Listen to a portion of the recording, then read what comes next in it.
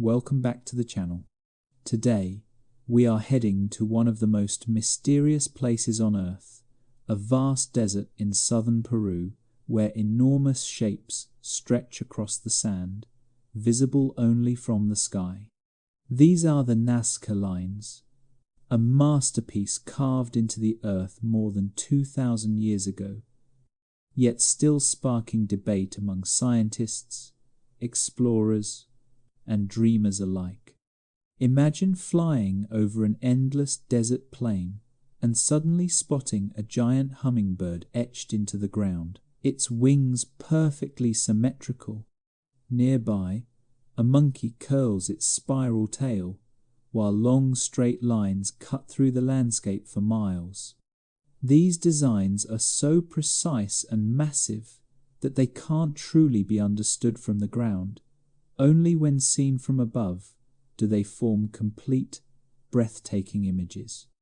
The question that has fascinated researchers for decades is simple but haunting.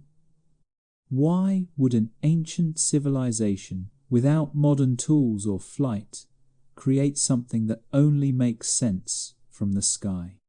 Archaeologists tell us the Nazca people carefully scraped away the dark stones on the desert surface to reveal the pale soil beneath, using ropes and wooden stakes to mark perfect proportions.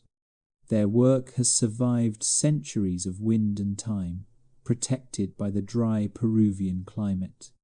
But behind that precision lies something deeper, a glimpse into how humans have always reached beyond their limits, trying to speak with the heavens, record their stories, or maybe just leave behind proof that they once dreamed big. So today, we will uncover what makes the Nazca Lines not just an archaeological wonder, but a quiet reminder of how mystery and imagination have always defined us. From above, the Nazca Desert turns into a gallery, not of paintings, but of lines carved directly into the earth. Across more than 500 square kilometers, hundreds of figures emerge, animals, plants, and abstract shapes that seem to tell a story lost in time.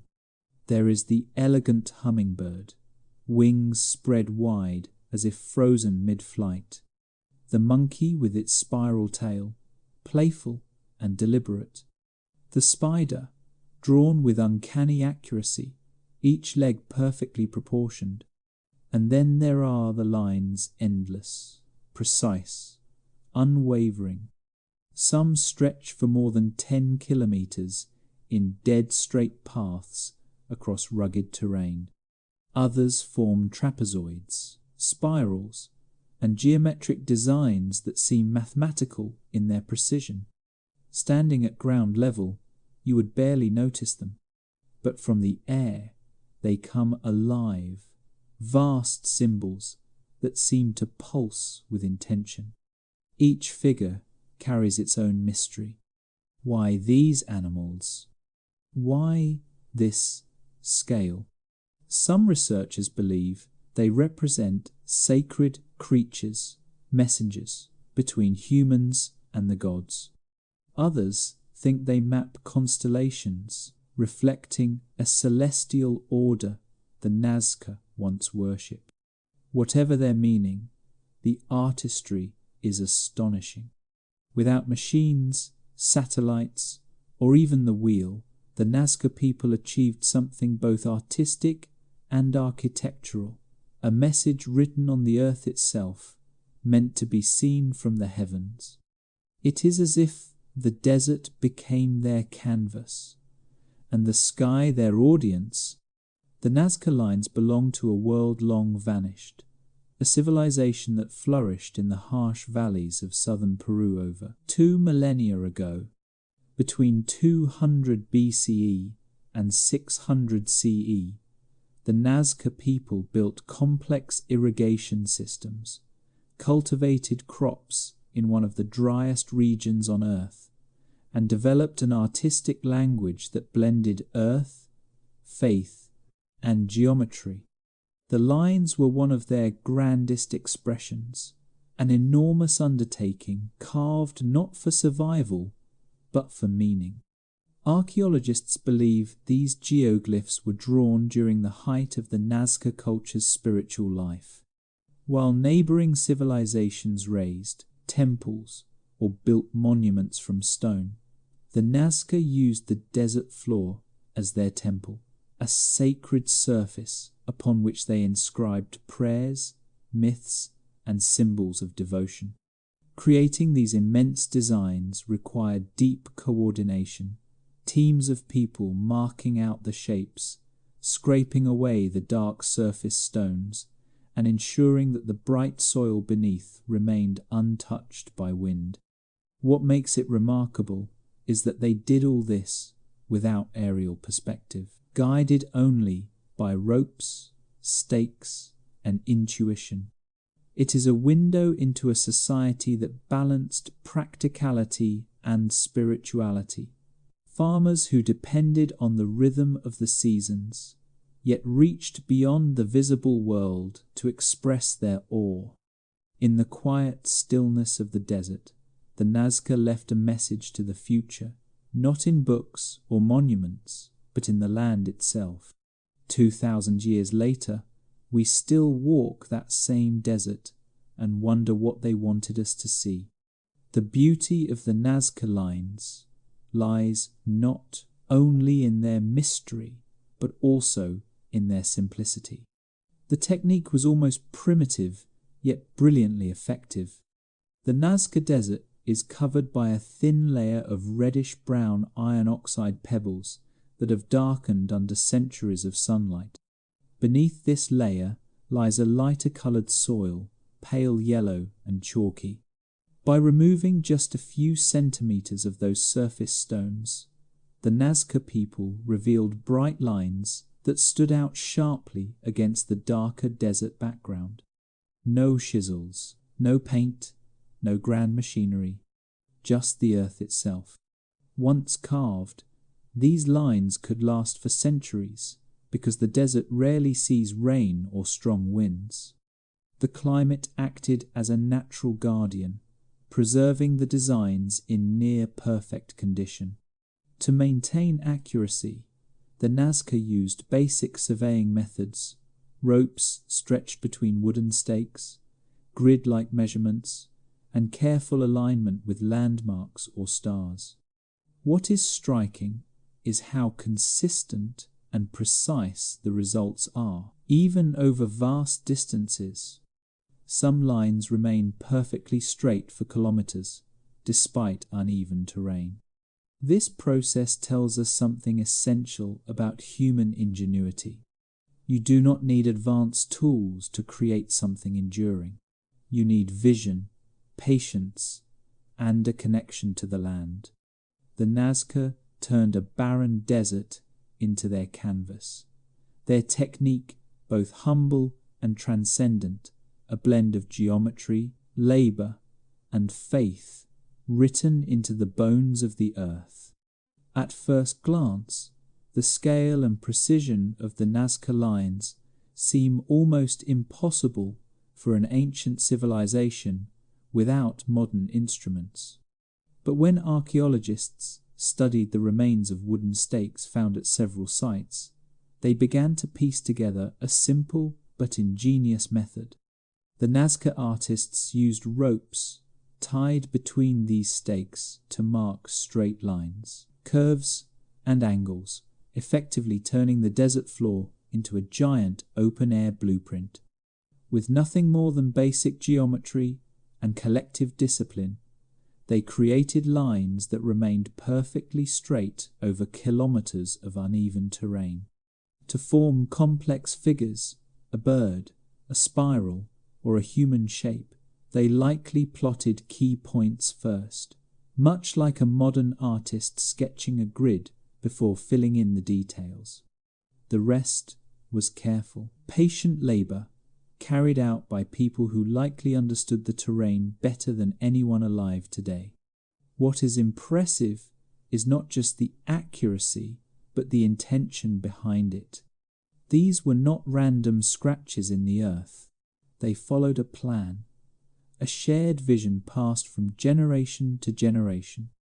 Every line was part of a greater design, one that could only be seen in full from the sky or nearby hills. Their tools were simple, but their purpose was monumental. The Nazca proved that precision does not belong only to modern science. It can also grow from devotion, from a society that measured not just with instruments, but with belief and unity.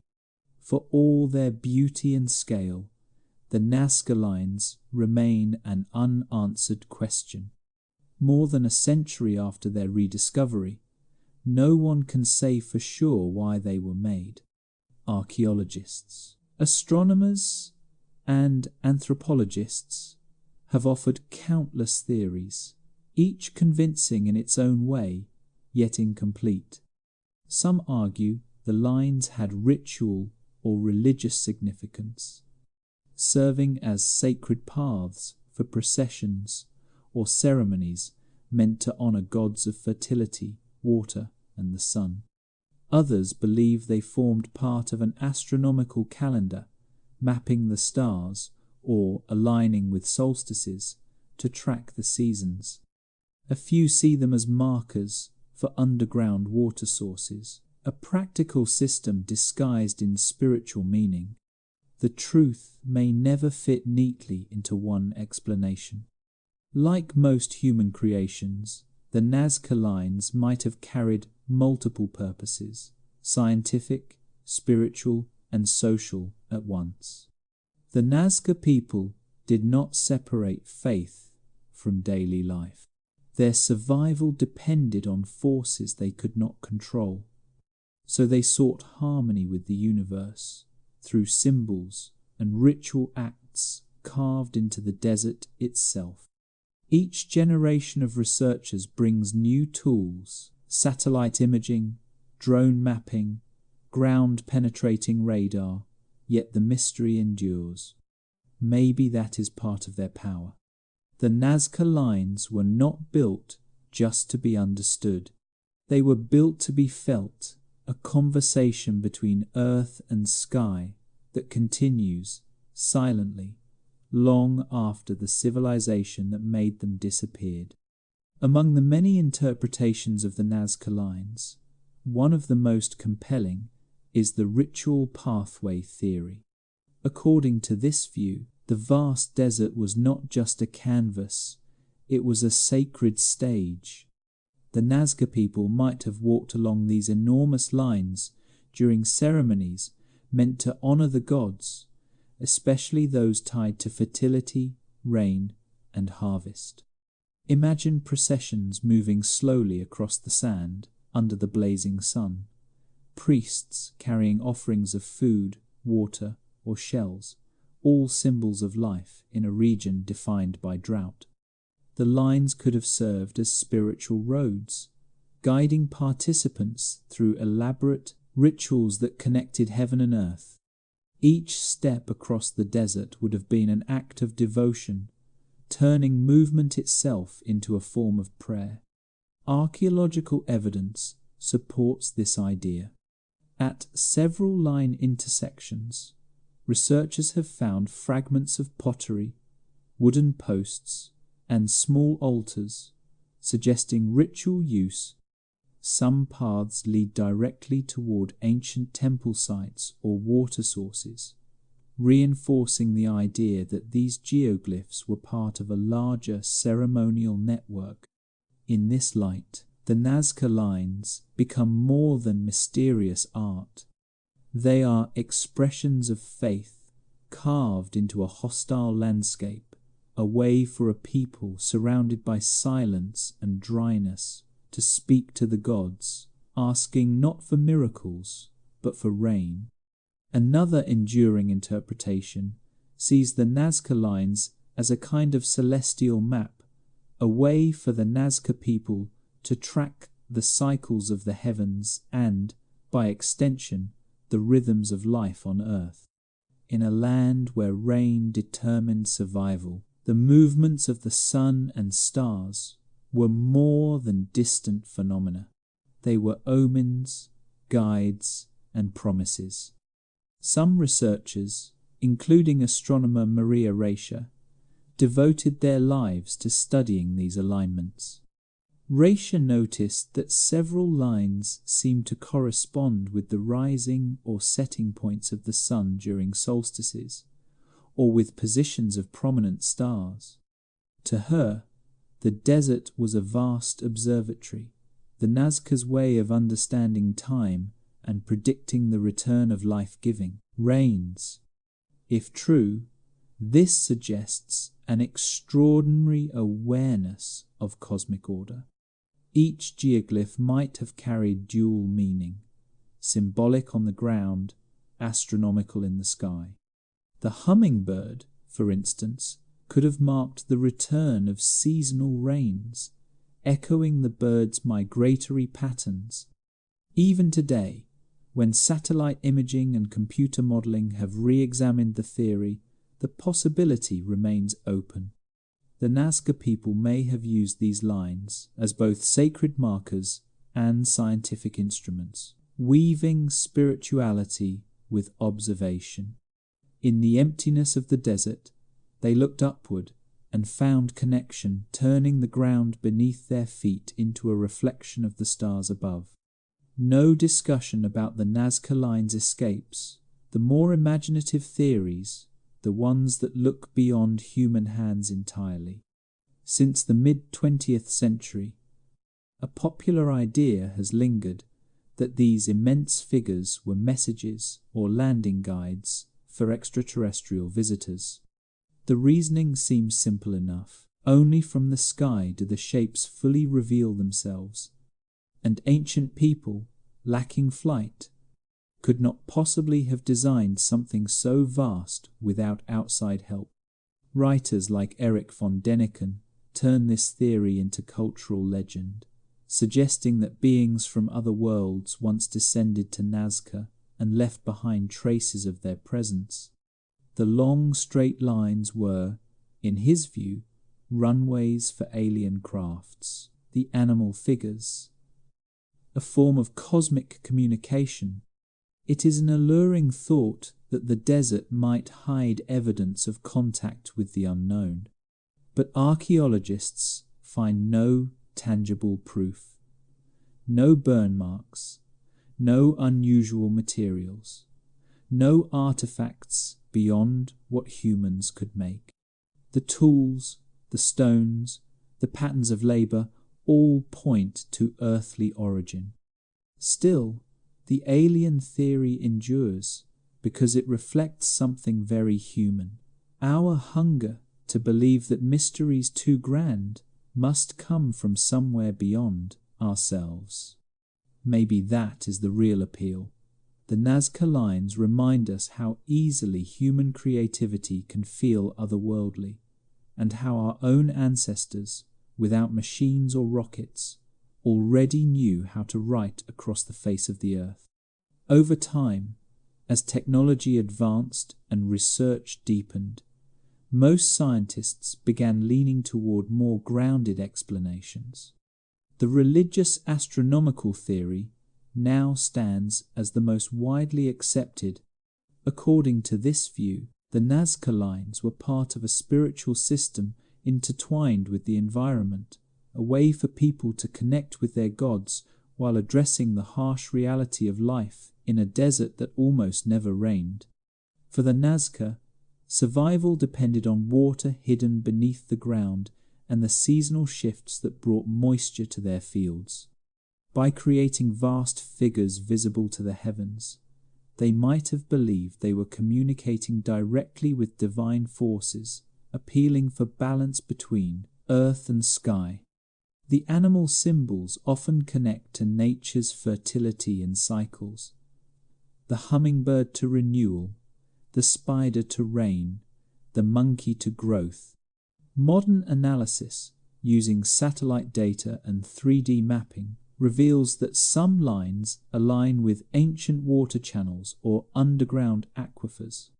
This strengthens the idea that these designs were not just spiritual gestures, but also markers of vital environmental knowledge where to find water, when to plant, and how to honor the elements that made survival possible.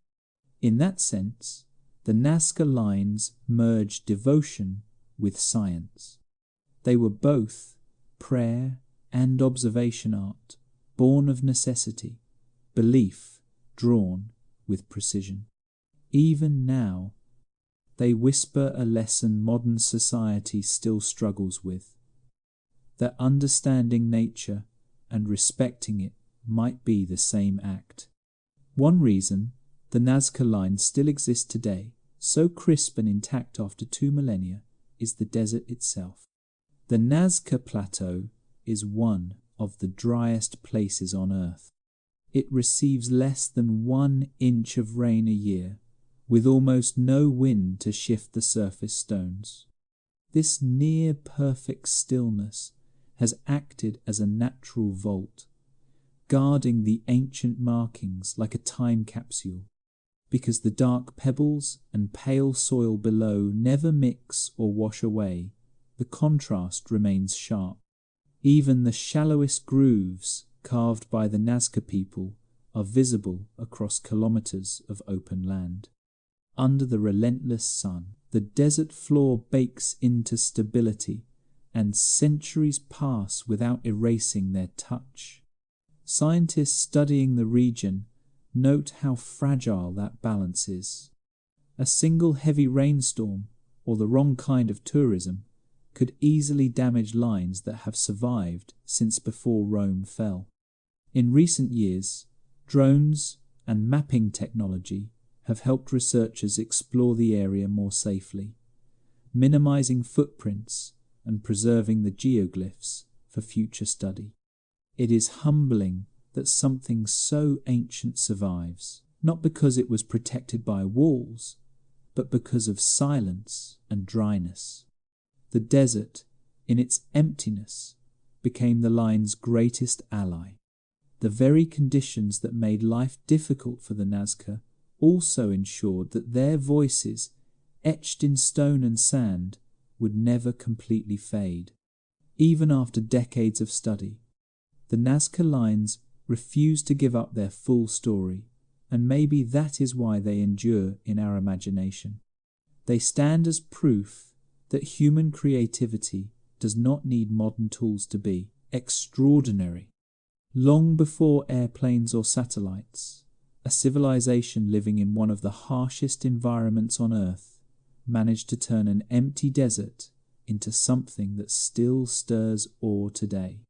Each figure, whether it is a bird stretching across hundreds of meters or a simple straight line disappearing into the horizon, reflects a conversation between people and the universe, between survival and meaning. The Nazca did not separate art from ritual or science from belief. To them, drawing on the earth was a sacred act, an attempt to make sense of the forces that shaped their world.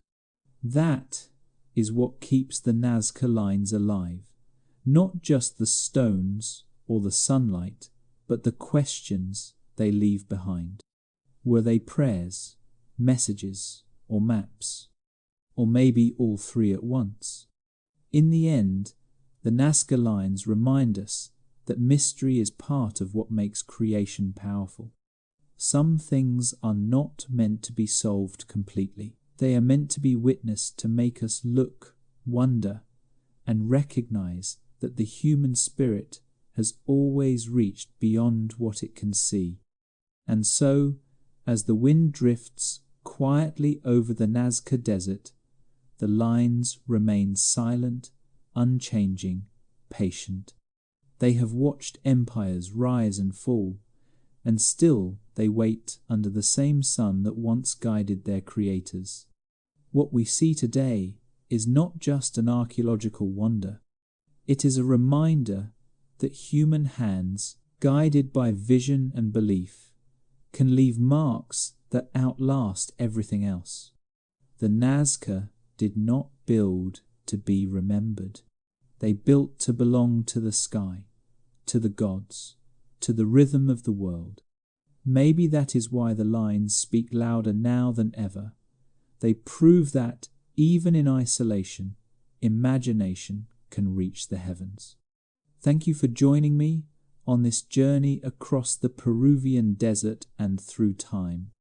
If you enjoyed uncovering this mystery, do not forget to like, subscribe, and share your thoughts below. Until next time, keep wondering, keep questioning, and never stop looking at the world from above.